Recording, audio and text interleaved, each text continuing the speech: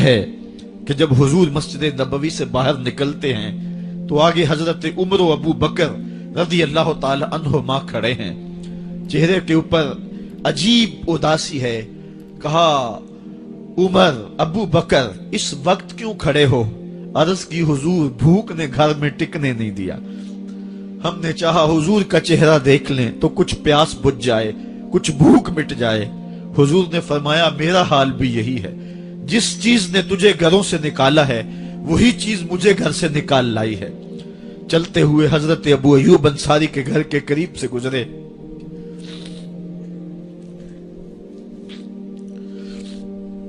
حضور کی خوشبو پا کے وہ باہر آ گئے۔ عرض کی بندہ نواز آج میرے مہمان نہیں بنتے؟ حضور نے کہا تمہاری مرضی۔ گھر لے گئے، چٹائی بچھائی، حضور کو بٹھایا، گھر والوں کو بکری کا بچہ ذبح کر کے دیا، کہا جلدی جلدی کھانا تیار کرو، میرے آقا کو بھوک لگی ہوگی۔ یہ کہہ کے واپس آئے، حضور کے پاس بیٹھے، نظر چہرے پہ پڑی تو گھبرا گئے۔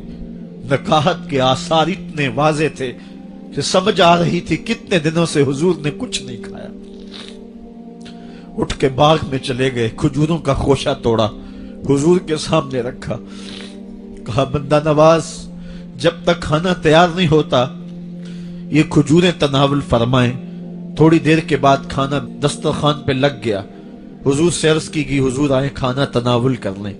حضور نے دسترخوان پر تشریف فرما ہو کر کے حضور نے کپڑا اٹھایا تو حضور نے جب دیکھا کہ کھانا ہے تو حضور نے ایک روٹی لی اور چند بوٹیاں اٹھائیں اور ایک خادم کو بلا کر کے کہا جاؤ ہمارے گھر دے آؤ، میری بیٹی فاطمہ کتنے دنوں سے بھوکی۔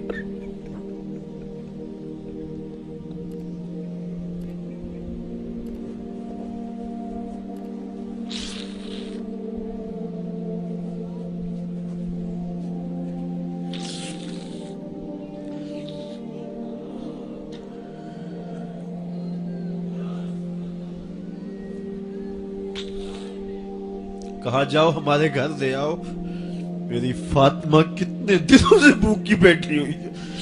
مال کے کونین ہیں گو پاس کچھ رکھتے نہیں، دو جہاں کی نعمتیں ہیں ان کے خالی ہاتھ میں۔ آپ کو پتا ہوگا کہ جب میرے رسول کا انتقال ہوا ہے، حضور کا وصال ہوا ہے، تو حضور کی ایک زرہ ایک یہودی کے گھر میں گروی رکھی ہوئی تھی، حضور نے زرہ رکھ کر کے اس سے قرض لیا ہوا تھا۔ یہ اسلام کی غربت کی کہانی ہے، اور پھر اللہ نے اسلام کو امارت کے رنگ بھی دیے۔ آؤ تمہیں کہانی سناؤں، حضرت عدی بن حاتم روایت کرتے ہیں، صحیح بخاری میں روایت ہے۔ یہ حاتم تائی کے بیٹے ہیں، کہتے ہیں میں حضور کی خدمت میں حاضر ہوا، ایک شخص آیا کہنے لگا حضور غربت نے میرا برا حال کر دیا ہے، اور اس نے شکایت کی غربت کی، پسماندگی کی اور اپنی معاشی بدحالی کی۔ پھر ایک شخص آیا کہنے لگا حضور میرے پاس دولت تو ہے لیکن میں نے جس منزل پہ جانا ہے راستہ پر خطر ہے، تو میرے لیے کیا حکم ہے کہ میں کیسے راستہ طے کروں؟ تو یہ دو لوگوں نے یہ باتیں کی تو حضرت عدی کہتے ہیں کہ حضور نے روئے سخن میری جانب موڑا اور میری جانب مخاطب ہو کے کہا عدی تو نے ہیرا دیکھا ہے؟ عدی کہتے ہیں میں نے عرض کی حضور دیکھا نہیں، سنا ہے، ہیرا یہ شہر ہے عراق کا۔ تو حضور نے فرمایا عدی تو نے ہیرا دیکھا ہے؟ میں نے کہا نہیں حضور دیکھا نہیں، اس کا تذکرہ سنا ہے۔ فرمایا عدی اگر اللہ تجھے زندگی کی مہلت دے تو ہیرا سے ایک خاتون چلے گی، تو اپنی آنکھوں سے دیکھے گا اور مکے تک پہنچے گی اور اللہ کے گھر کعبہ کا طواف کرے گی، اور اس کو ہیرا سے لے کر کے مکے تک اللہ کے علاوہ کسی کا ڈر نہیں ہوگا۔ کہتے ہیں کہ میں نے دل میں کہا کہ پھر بنو طے کے ڈاکو مر گئے ہوں گے جنہوں نے عرب کے اوپر روب ڈال رکھا ہے، تو وہ تو پھر ختم ہو گئے ہوں گے۔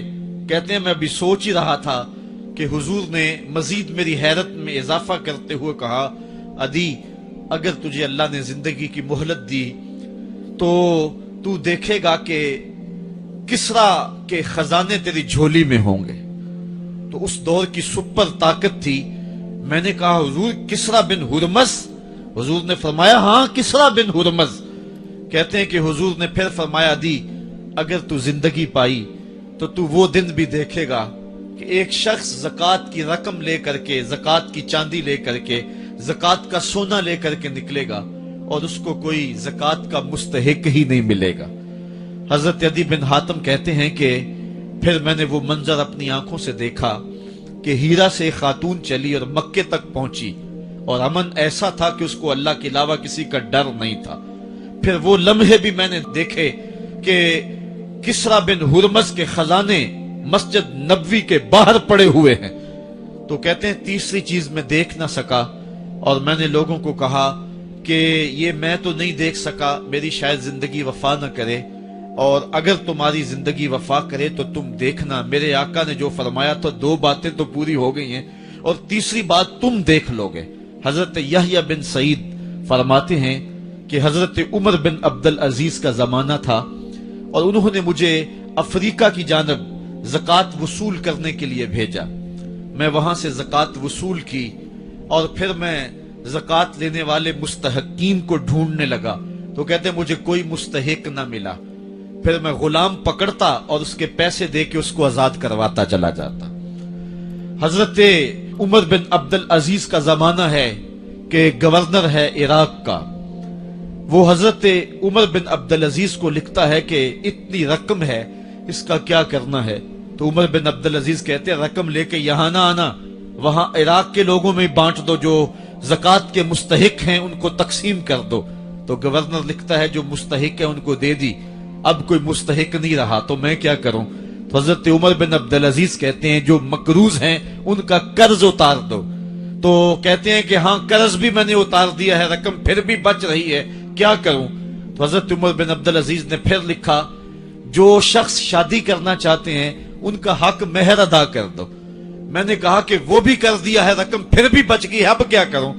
तो हजरत उमर बिन अब्दुल अजीज ने मुझे लिखा कि जो गैर मुस्लिम हैं जिन्होंने टैक्स दिया हुआ है, जितना टैक्स दिया है उससे दुगने पैसे उनको कर्जे में दे दो और उनको कहो जाओ इसका कारोबार करो, खेती बाड़ी करो, और साथ उन्हें यह भी कह देना कर्ज की फिक्र ना करना और ज्यादा इसमें परेशान ना होना, जब दे सकोगे दे देना।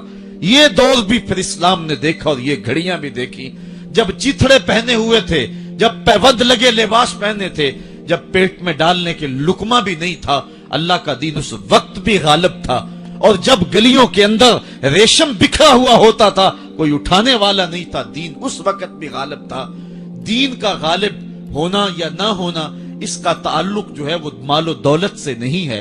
इकबाल कहता है कि जवाल बंदाए मोमिन का बेजरी से नहीं, मोमिन का जवाल बेजरी से नहीं है बल्कि इसका सबब कोई और है। वो सबब ढूंढना है कि हम दुनिया में रुस्वा होके क्यों रह गए, हम जमाने के सामने तमाशा क्यों बन के रह गए। आज नबी की उम्मत पूरी कायनात में रुस्वा होके क्यों रह गई।